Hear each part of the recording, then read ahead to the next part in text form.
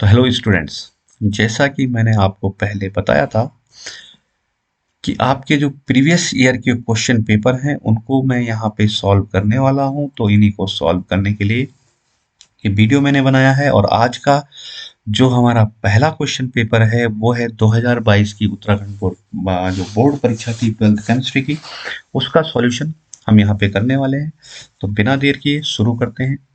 पहला जो प्रश्न था हमारे पास वो था, निम्नलिखित में से कौन कोलाइडी विलयन का निर्माण करता है। ठीक है, तो आप भली भांति जानते होंगे कोलाइडल विलयन क्या होता है।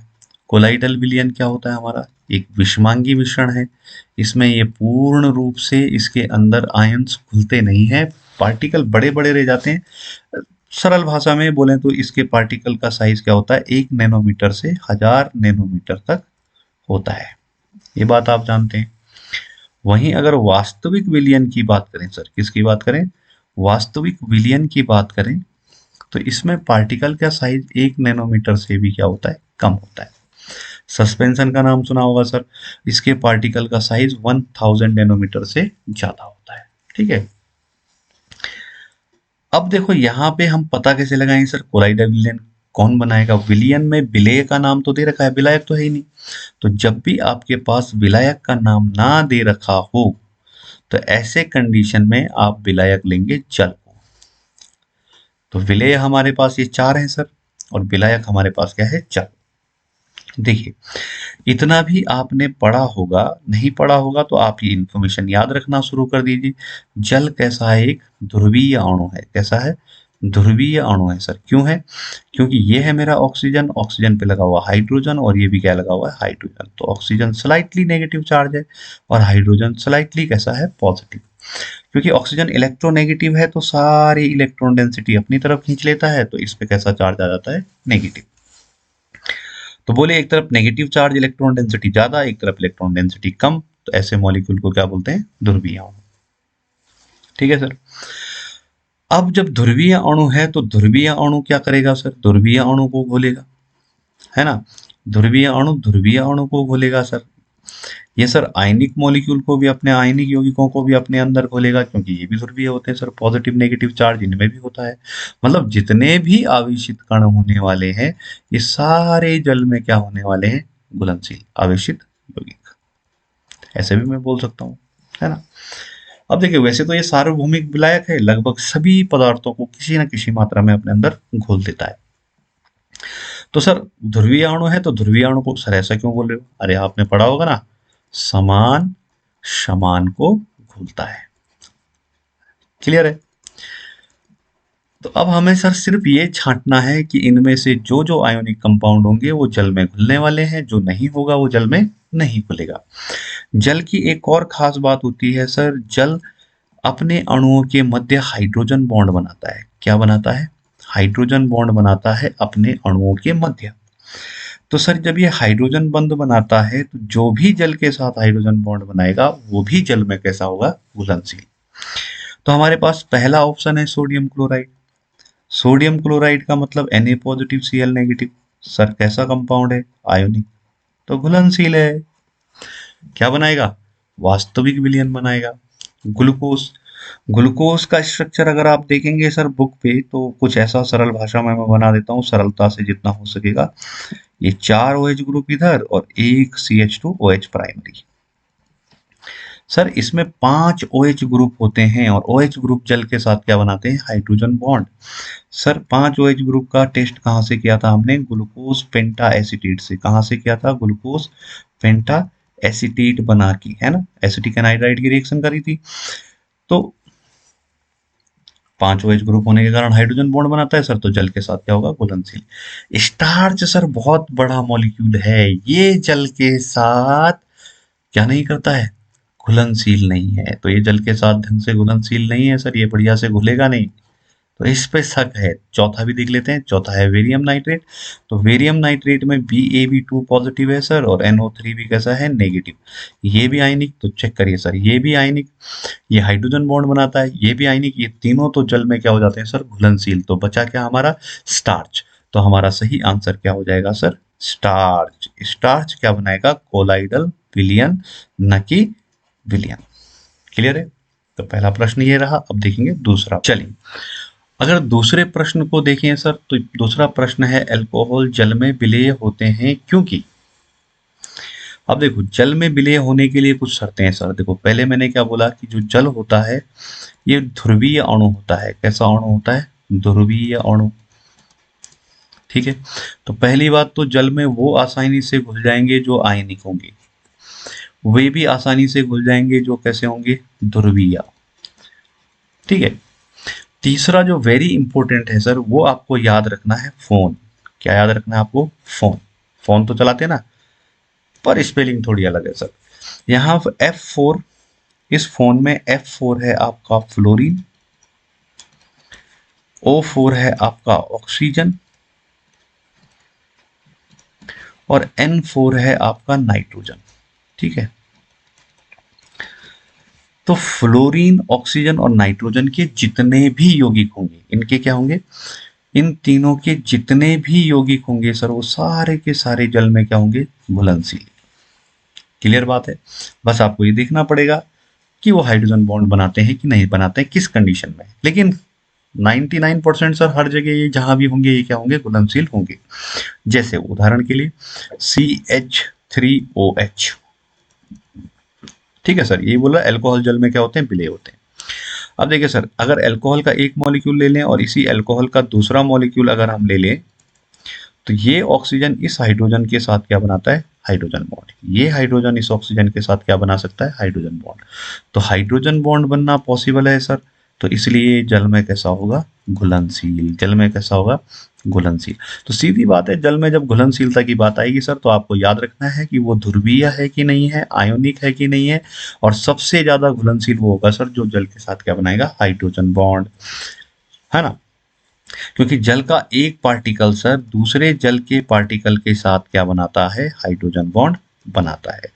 प्रश्न ये भी आता है कि एक जल के अणु में कितने हाइड्रोजन बॉन्ड होते हैं? तो 4 हाइड्रोजन बॉन्ड होते हैं सर। ठीक है, तो वो फिर कभी इतना हमने डीप जाना नहीं है। तो जहां भी फ्लोरीन दिखेगा, ऑक्सीजन दिखेगा और नाइट्रोजन दिखेगा, वो जल में सर हाइड्रोजन बॉन्ड बनाएंगे और वो जल में क्या हो जाएंगे? घुलनशील। ऐसे ही देखो, मैं दूसरा बोल सकता हूँ HF, और दूसरा क्या हो जाएगा सर मेरा? HF। तो ये फ्लोरीन इस हाइड्रोजन के साथ हाइड्रोजन बॉन्ड बनाएगा, जल में क्या हो जाएगा? घुलनशील। चेक करिए सर तीसरा, CH3NH2, है ना। तो ये CH3NH2 दूसरे CH3NH2 के साथ क्या बनाएगा सर? हाइड्रोजन बॉन्ड बनाएगा और जल में क्या हो जाएगा? घुलनशील। ऐसे ही सर मेरे पास एसिड हो सकता है CH3COH। ऐसे ही सर मेरे पास एल्डिहाइड हो सकता है CH3C डबल बॉन्ड OH। हाँ, बस आपको ये ध्यान देना है सर, कौन ज्यादा बनाएगा कौन कम बनाएगा, तो ये ऑर्गेनिक के जब प्रश्न आएंगे सर उस समय हम देख लेंगे। तो सीधी सी बात है, अल्कोहल जल में कौन घुलेगा सर? जल में घुलने की 3 शर्तें हैं, या तो ये ध्रुवीय हो, या तो ये आयोनिक कंपाउंड हो, और या तो ये क्या हो? हाइड्रोजन बॉन्ड बनाते हो। तो सर अल्कोहल क्या करते हैं? अल्कोहल जल में हाइड्रोजन बॉन्ड बनाते हैं। कैसे बनाते हैं सर? जरा देखिए, CH3OH, और इधर आ गया सर H2O का मॉलिक्यूल, तो ये ऑक्सीजन इस हाइड्रोजन से क्या बनाने वाला है? बॉन्ड। क्लियर है? तो ये हाइड्रोजन बॉन्ड बन रहा है सर, इसलिए ये जल में क्या होगा? विलीय। अब एक चीज आपको हमेशा याद रखनी है सर, जहां भी हाइड्रोजन बॉन्ड बनते हैं वो जल में सिर्फ विलेय नहीं होते हैं, बल्कि हम एक और अच्छे शब्द का इस्तेमाल करते हैं कि ये जल में अति विलेय होते हैं। जल में क्या होते हैं? बढ़िया से घुल जाते हैं सर ये, बड़ी आसानी से, बशर्ते यहाँ त्रिविम बाधा नहीं आनी चाहिए। क्या नहीं आनी चाहिए? त्रिविम बाधा। ठीक है, तो ये केस पे डिपेंड करता है, पर फिलहाल आपको ये देखना है कि हाइड्रोजन बॉन्ड अगर बन रहा है तो वो जल में कैसा होगा? घुलनशील। हाइड्रोजन बॉन्ड कहाँ बनेंगे सर? जहां फोन आएगा। जहां क्या आएगा? फोन आएगा। क्लियर है? तो दूसरा प्रश्न ये हुआ सर। अब चलते हैं अपने तीसरे प्रश्न। तो देखिए सर, तीसरा प्रश्न हमारा क्या बोल रहा है? K4Fe साइनाइड 6 यौगिक में केंद्रीय परमाणु की उपसह संयोजन संख्या क्या है? देखिए, जनरली हम क्या बोलते हैं कि केंद्रीय परमाणु से, है ना, जो हमारा केंद्रीय परमाणु से परिबद्ध, केंद्रीय परमाणु से परिबद्ध दाता समूह को, दाता समूहों की संख्या हमारी क्या कहलाती है? क्या कहलाती है? उपसह संयोजन संख्या। उपसह संयोजन संख्या।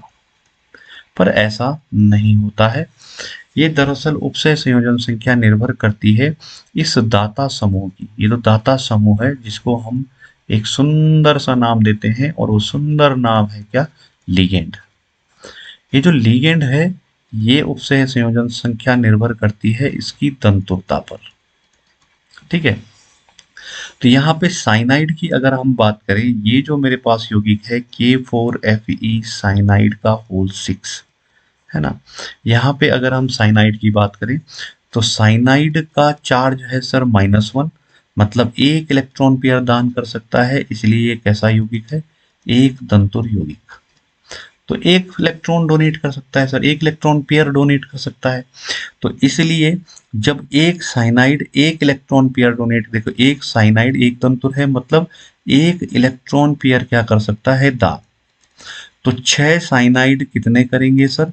6 इलेक्ट्रॉन पेयर दान करेंगे। क्लियर है? 6 साइनाइड कितने करेंगे? 6 इलेक्ट्रॉन पेयर दान करेंगे।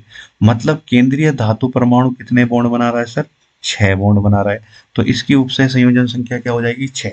हम केवल सिग्मा बॉन्ड की बात करते हैं सर, यहाँ पाई बॉन्ड की नहीं। ठीक है, दूसरे केस में देखो सर, मैं एक और केस ले लेता हूं।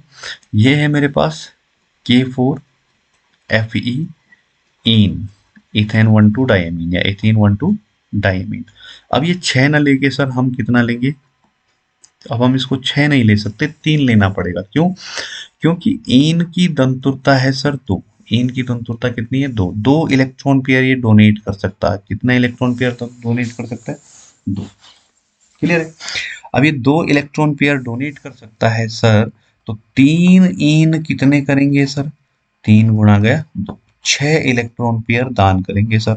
तो अब भी जो आयरन की उपसह संयोजकता है सर, वो कितनी होगी? 6। कुल मिला के किसी केंद्रीय परमाणु की उपसह संयोजन संख्या उससे संबद्ध, उससे जुड़े हुए दाता समूह की तंतुरता पर निर्भर करती है। क्लियर है? तो साइनाइड की तंतुरता 1 है, तो 6 साइनाइड कितने करेंगे? 6 तंतुर होंगे, 6 इलेक्ट्रॉन पेयर डोनेट करेंगे, तो आयरन की संयोजकता कितनी हो जाएगी? 6। ऑक्जेलेट की इन की सर दंतुरता 2 है, तो 3 मिलके कितने बनाएंगे सर? 6। तो आपको थोड़ा सा इस पे ध्यान देना होगा। बाकी अगर इतनी कोई समस्या होगी सर तो आप बता देना, मैं कोई वीडियो इस पे बना दूंगा इनकी दंतुरता पर। ठीक है, तो ये देख लीजिए प्रश्न। अब देखते हैं अपना प्रश्न संख्या 4। प्रश्न संख्या 4 अगर हम देखते हैं सर, तो प्रश्न संख्या 4 है फॉर्मेलिन क्या है? तो ये सीधा प्रश्न है। देखिए, जब 40% बाई वॉल्यूम है ना, 40% मतलब 40 आयतन किसका लिया जाता है सर? फॉर्मेल्डिहाइड का। किसके साथ? जल के साथ। फॉर्मेल्डिहाइड का जब कितना आयतन लिया जाता है सर? 40 आयतन। 40 भाग आयतन के रूप में फॉर्मेल्डिहाइड का लिया जाता है। तो तब हम इसको क्या बोलते हैं सर? फॉर्मेलिन। क्या बोलते हैं? फॉर्मेलिन। तो सीधी सी बात है, 40% विलियन सर किसका? 40% विलियन किसका? फॉर्मेल्डिहाइड का। क्या कहलाता है सर? फॉर्मेलिन। ठीक है, अगला प्रश्न चलते, ये सीधा प्रश्न था सर, तो अगला प्रश्न चलते हैं। अगला प्रश्न क्या बोलता है? अगला प्रश्न हमारा बोलता है सर, किन्हीं 2 प्रोटीनों के नाम लिखिए। तो ये तो आसान है, कोई सरल से प्रोटीनों के नाम दे दीजिए सर। हाँ, एक नाम लिख दीजिए सर मायोसिन, और एक नाम लिख दीजिए सर कैरोटीन। एक जो मांसपेशियों के निर्माण में काम आता है सर, और दूसरा जो किसके काम में आता है सर? आपके बालों के काम। ठीक है, तो एक मायोसिन का नाम लिख दीजिए और एक किसका नाम लिख दीजिए? कैरोटीन का। ये तो अगर अगला प्रश्न हम देखें सर, तो अगला प्रश्न हमारा क्या बोलता है कि संक्रमण तत्व कणन एंथैल्पी के उच्च मान दर्शाते हैं, क्यों? देखिए, संक्रमण तत्व आप जानते हैं, संक्रमण तत्व किसको बोलते हैं सर? तो हम संक्रमण तत्व किसको बोलते हैं सर? संक्रमण तत्व कहा जाता है डी ब्लॉक के तत्वों को।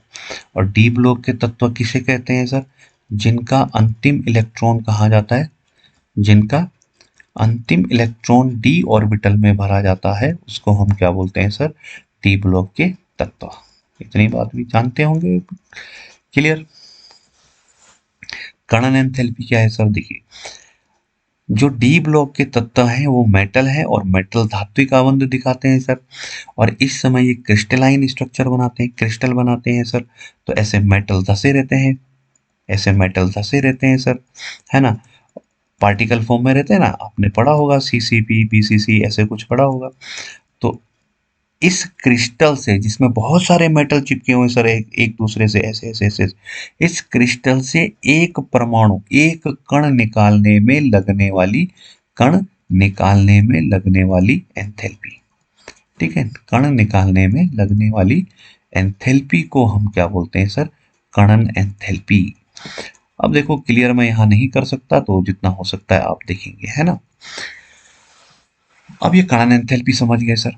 डी ब्लॉक के तत्वों में ऐसा क्या काम है, खास बात है सर, देखिए जब डी ब्लॉक के तत्वों का क्रिस्टल बनता है, डी ब्लॉक के तत्वों का क्रिस्टल बनता है सर, तो होता क्या है, हम ले लेते हैं मैंगनीज, क्या ले लेते हैं, मैंगनीज।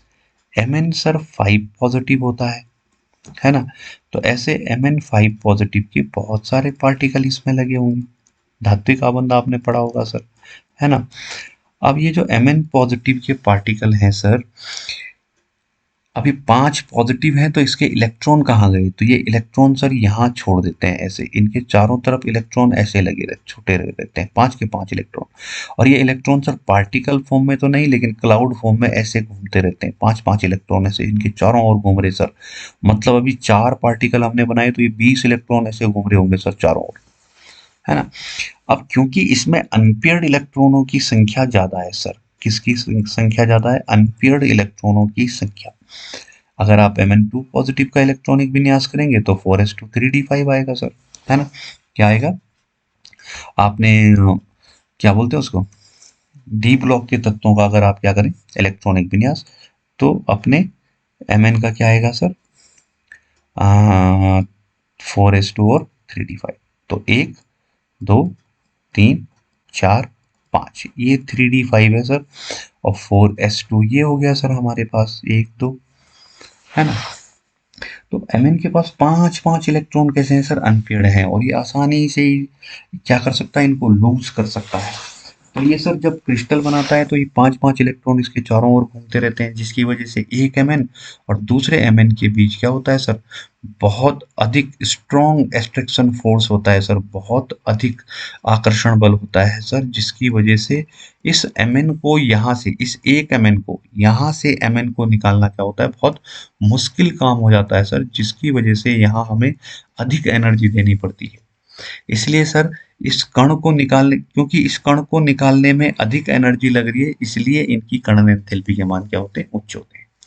एक बार फिर से रिपीट करते हैं सर, जो डी ब्लॉक के तत्व हैं, है ना, इनके बाह्यतम कक्षा में, इनके क्या है, बाह्यतम कक्षाओं में या डी ऑर्बिटल में क्या होते हैं सर, अनपेयर्ड इलेक्ट्रॉनों की संख्या, अयुग्मित इलेक्ट्रॉनों की संख्या अधिक होती है। अयुग्मित इलेक्ट्रॉनों की संख्या क्या होती है सर, अधिक होती है, जिसकी वजह से इनके बीच का फोर्स ऑफ अट्रैक्शन, आकर्षण बल, आकर्षण बल क्या होता है, बहुत मजबूत होता है सर, आकर्षण बल क्या होता है, बहुत मजबूत होता है, जिस वजह से एक कण को निकालना क्या हो जाता है, मुश्किल, एक कण को निकालना मुश्किल हो जाता है सर, जिसलिए हमें अधिक एंथैल्पी खर्च करनी पड़ती है, ठीक है। तो डी ब्लॉक के तत्वों में क्या है, अनपेयर्ड इलेक्ट्रॉन की संख्या ज्यादा है सर डी कक्षक में, तो यहाँ से इनके बीच में फोर्स ऑफ अट्रैक्शन ज्यादा है, तो किसी एक पार्टिकल को यहाँ से निकालना क्या होता है, मुश्किल हो जाता है, जिसके लिए हमें क्या करना पड़ता है, बहुत ज्यादा एनर्जी खर्च करनी पड़ती है। तो हम बोल सकते हैं इस कण को निकालना मुश्किल है, इसलिए बहुत ज्यादा एनर्जी देनी पड़ेगी, हम कहेंगे कि इनकी कण एंथैल्पी के मान क्या है, उच्च है। प्रश्न है सर हमारा, निम्नलिखित यौगिकों में प्राथमिक, द्वितीयक तथा तृतीयक अमीन की पहचान कीजिए। देखिए औरों के केस में अलग सीन है सर, पर नाइट्रोजन के केस में कार्बन डायरेक्टली नाइट्रोजन से जुड़ा रहता है। तो प्राइमरी अमीन सर, जब डायरेक्ट नाइट्रोजन से एक कार्बन जुड़ा हो तो प्राइमरी अमीन, और जब नाइट्रोजन से सर 2 कार्बन जुड़े हुए हो तो सेकेंडरी अमीन, है ना।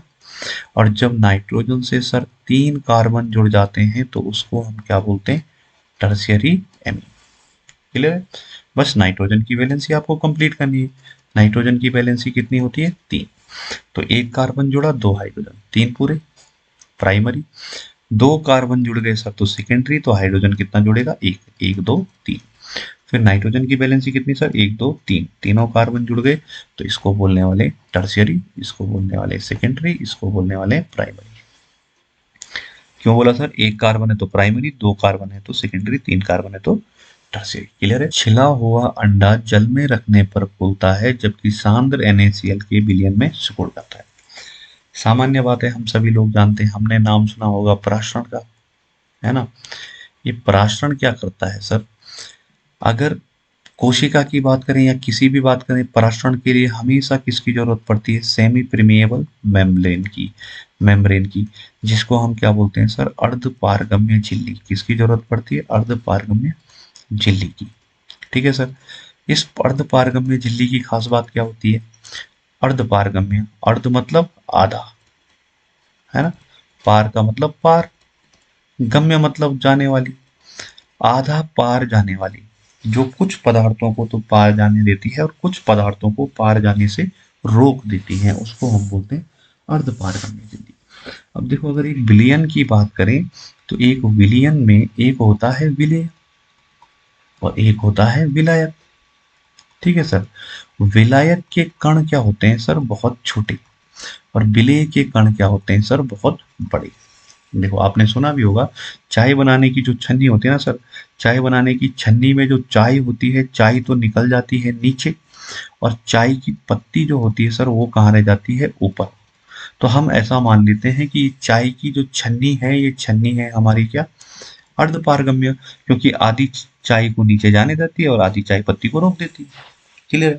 चाय में कुल कंपोनेंट कितने हैं, दो तीन, चीनी, पानी, दूध और चाय। तो इसने चाय को तो रोक दिया, बाकी को जाने दिया। बाकी क्यों गए सर, क्योंकि बाकी के पार्टिकल छोटे थे। ऐसे ही सेमी प्रीमिएबल मेम्ब्रेन होते हैं सर, ये जिनके कण छोटे होते हैं उनको जाने देती है, जिनके कण बड़े होती है उनको रोक देते हैं। तो ये अर्धपारगम्य झिल्ली का काम है सर, जिनके कण छोटे हैं मतलब विलायक को पार जाने देती है और विलेय को जाने से रोक देती है। क्लियर है। हमें एक और चीज जाननी है सर कि जो पराशरण होता है, क्योंकि लंबा जाएगा तो बहुत ज्यादा नहीं समझाने वाला हूँ।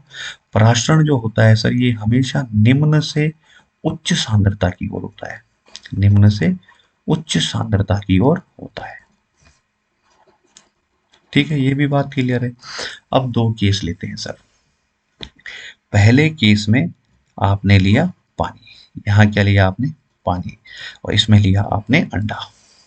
ठीक है। अब अंडा अंदर से कैसा है सर, सांद्र गाढ़ा। अंडा अंदर से कैसा है, सांद्र। सांद्र को हम क्या बोलते हैं, गाढ़ा, सिंपल भाषा में, है ना। अंदर अंदर अंडा अंदर से सांद्र है सर, और पानी कैसा है, पतला है सर। और पतले सॉल्यूशन को हम केमिस्ट्री की भाषा में क्या बोलते हैं सर, तनु, कम सांद्र है ना। तो ज्यादा सांद्रता किसके अंदर है सर, अंडे के अंदर ज्यादा सांद्रता है, और पानी में सांद्रता क्या है सर, कम। तो पराशरण कहाँ से होगा, निम्न से उच्च की ओर। तो पानी किसके अंदर जाने लग जाएगा सर, अंडे के अंदर। निम्न सांद्रता, पतला कहाँ है, बाहर। तो यहाँ है सांद्रता निम्न और यहाँ है सांद्रता उच्च। तो पानी जाएगा सर अंडे के अंदर, और पानी जब अंडे के अंदर जाएगा सर तो अंडा फूल जाएगा। जानते होंगे बात। और इस प्रोसेस को बोलते हैं सर हम अंतःपराशरण। क्या बोलते हैं, अंतःपराशरण। तो सर जब छिले हुए अंडे को जल में रखते हैं तो अंतःपराशरण के कारण अंडा फूल जाता है। दूसरी तरफ हम क्या करते हैं सर, यहां हमने ले लिया गाढ़ा सॉल्यूशन, किसका, नमक का। अब इसके ऊपर रख दिया अंडा। अब ध्यान दो सर, अभी सॉल्यूशन कहाँ गाढ़ा है, बाहर। बाहर कैसा सॉल्यूशन है, सांद्र, उच्च सांद्रता का। और अंडे के अंदर कैसी सांद्रता है सर, कम। अब कम से बाहर ज्यादा की तरफ आएगा तो अब अंडा निकलेगा सर कहाँ, बाहर, है ना। तो अंडे के अंदर का पानी आता है सर कहाँ, नमक की ओर। तो अंडे के अंदर से पानी जब निकलेगा सर तो अंडा क्या हो जाएगा, सिकुड़ जाएगा। इस केस को हम क्या बोलते हैं सर, बाह्य पराशरण। ठीक है। तो आपने दो लाइन लिखनी है कि जब छिले हुए अंडे को जल में रखते हैं तो अंतः पराशरण होता है और अंडा क्या होता है, फूल जाता है। और जब अंडे को NaCl के सांद्र विलयन में रखते हैं, सांद्र मतलब गाढ़ा, गाढ़े विलयन में रखते हैं, तो पानी अंडे से कहाँ आता है सर, NaCl के विलयन में तो अंडा सिकुड़ जाता है, मतलब अंडे में क्या होता है, बाह्य परागण। ठीक है, अगला प्रश्न देखते हैं। तो अगला प्रश्न है सर हमारा, हेलो एल्केन नाभिक रागी प्रतिस्थापन प्रदर्शित करते हैं, हेलो एरिन नहीं करते हैं, वो इलेक्ट्रॉन रागी देते हैं, क्यों? तो कारण बहुत है सर। कारण है, पहला तो है एस कैरेक्टर। ठीक है, एस कैरेक्टर का इंक्रीज होना। दूसरा आप बोल सकते हैं सर हेलो एरिन में पार्शियल आंशिक द्विआबंध आना, ये बोल सकते हैं सर आप, आंशिक द्विआबंध आना, आंशिक द्विआबंध आना। और तीसरा आप बोल सकते हैं सर, जो फेनिल कैटायन बनता है, फेनिल धनायन बनता है, ये क्या होता है सर, अस्थाई। तो इसलिए सर ये क्या नहीं देना चाहता, न्यूक्लियोफिलिक रिएक्शन। लेकिन सर ये प्लस एम इफेक्ट दिखाता है, जिस वजह से इसके ऑर्थो और पैरा पोजीशन पे नेगेटिव चार्ज आ जाता है, जिस वजह से ये क्या करता है सर, इलेक्ट्रोफिलिक रिएक्शन दिखाना पसंद करता है। चेक कर लेते हैं सर। देखिए, CH3Cl के केस में कार्बन पे नेगेटिव चार्ज है सर, और CH3 पे पॉजिटिव चार्ज है। और जब आप इस पे OH नेगेटिव का अटैक कराते हैं तो ये आसानी से यहाँ अटैक करके Cl क्या निकलता है सर, बाहर, और रिएक्शन आ जाता है sir CH3OH plus Cl negative. Aqueous की OH आप दे सकते हैं।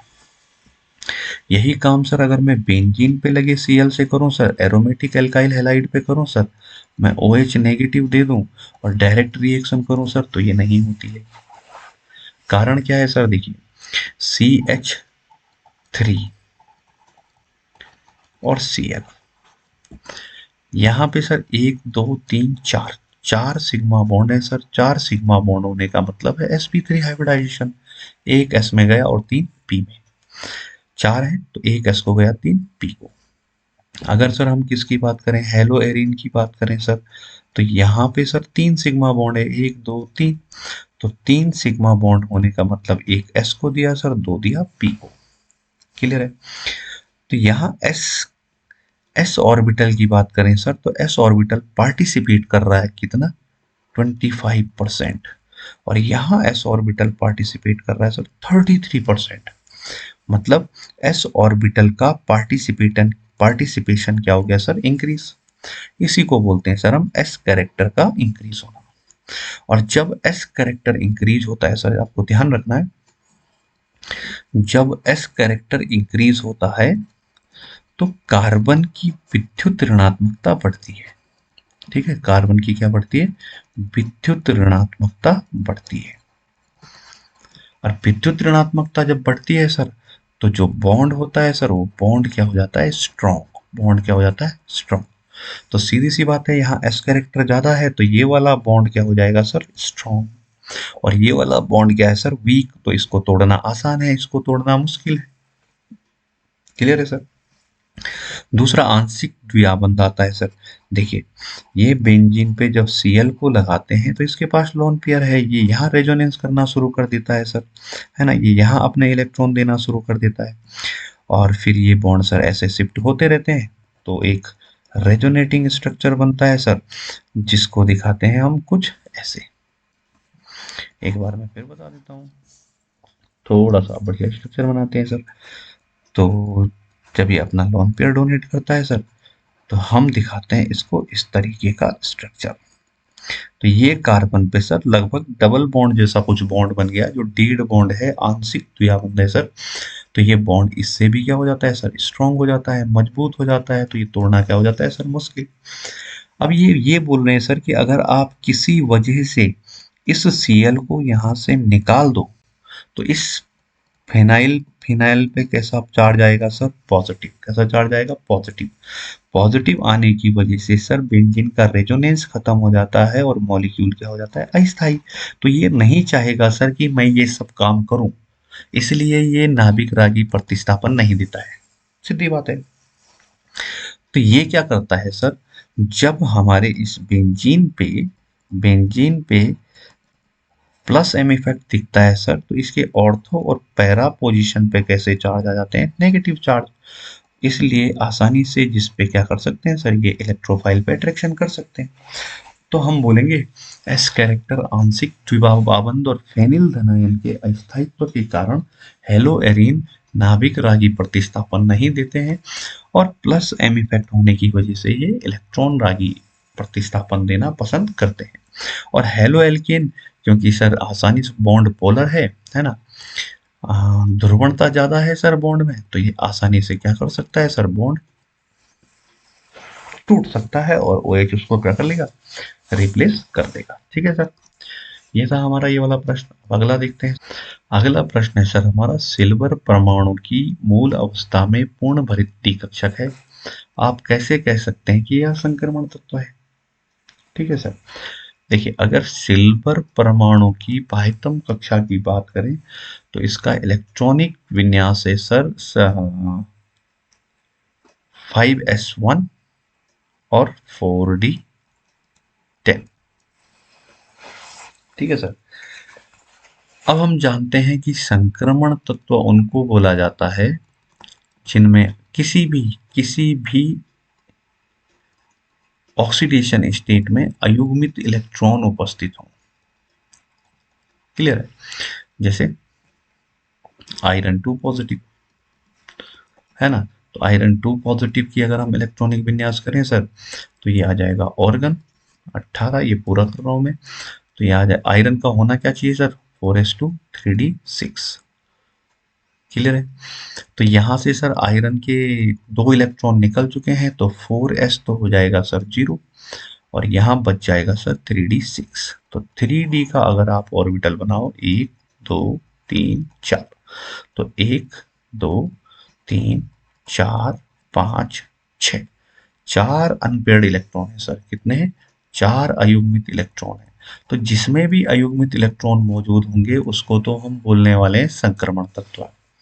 ठीक है, और जिसमें अयुग्मित इलेक्ट्रॉन ना हो उसको हम बोलते हैं असंक्रमण तत्व, उसको हम संक्रमण तत्व नहीं कहते हैं, ट्रांजिशन एलिमेंट नहीं कहते हैं। जैसे जिंक का ले लो सर, है ना, जिंक का क्या है सर 4s2 3d10, अगर ये जिंक 2 पॉजिटिव में भी जाता है सर तो 4s0 और 3d क्या रहेगा 10। ये इसका इलेक्ट्रॉनिक विन्यास है सर, तो इसका अगर हम इलेक्ट्रॉन भरें सर तो 5 ऑर्बिटल होंगे, 1 2 3 4 5 6, यहाँ आ जाएगा सर 7 8 9 और 10। अब भी सर हमारे ऑर्बिटल कैसे हैं, फुल फील्ड हैं, तो हम बोलेंगे कि ये कैसा है, एक असंक्रमण तत्व है, इसमें अयुग्मित इलेक्ट्रॉनों की संख्या नहीं है। तो जिंक कैसा हो गया सर, असंक्रमण तत्व। आयरन कैसा हो गया सर, संक्रमण, जिसमें अयुग्मित इलेक्ट्रॉन होंगे, संक्रमण जिसमें नहीं होंगे, असंक्रमण। तो Ag सर, Ag देखो Ag पे भी तो 4d10 है सर, Ag का भी d ऑर्बिटल कैसा है, फुल फिल्ड है सर, पूर्ण भरित है, पूर्ण रूप से भरा हुआ है, तो फिर ये संक्रमण तत्व कैसे है सर। तो देखो होता क्या है, जब Ag2 पॉजिटिव में जाता है, ऐसे बोल दें, या मैं बनाऊं सर जब AgO बनाता है, क्या बनाता है AgO, या सर ये बनाता है AgF2, ऐसे कंडीशन में Ag ने 2 इलेक्ट्रॉन डोनेट किए हैं सर, कितने इलेक्ट्रॉन डोनेट किए हैं 2 इलेक्ट्रॉन, कितने इलेक्ट्रॉन डोनेट किए हैं सर 2 इलेक्ट्रॉन। तो Ag पे कैसा चार्ज आना चाहिए 2 पॉजिटिव, और जब इस Ag पे 2 पॉजिटिव आप चार्ज दोगे सर तो देखो 2 पॉजिटिव का मतलब 2 इलेक्ट्रॉन का कम होना, तो एक तो 4s से गया तो ये हो गया 4s0, एक ये गया और एक गया सर d से, तो क्या हो जाएगा सर ये, सॉरी 5s, एक गया सर d से, तो क्या बचेगा सर ये 4d9। और इस कंडीशन में देखो 1 2 3 4 5 6 7 8 और 9, एक अनपेयर्ड इलेक्ट्रॉन इसमें क्या हो जाता है सर, बच जाता है, और इस एक इलेक्ट्रॉन के बचने के कारण, एक अयुग्मित इलेक्ट्रॉन होने के कारण, इसको हम क्या बोलते हैं सर, संक्रमण तत्व। ठीक है, तो अभी वीडियो बनाने की शुरुआत कर रहा हूँ सर, तो कुछ समस्याएं हो सकती है, तो थोड़ा सा झेल लीजिए, समझने में जितना आसान लग रहा होगा कीजिए, और अगर आपको किसी टॉपिक पे बहुत डीप पढ़ना है सर तो आप मुझे कमेंट कर सकते हैं। ठीक है सर, कमेंट कर दीजिए और फिर हम देखेंगे आगे क्या करना चाहिए, कितने वीडियो में बना सकता हूँ वो मैं आपको बता दूंगा। तो आज के लिए इतना ही रखते हैं, थैंक यू।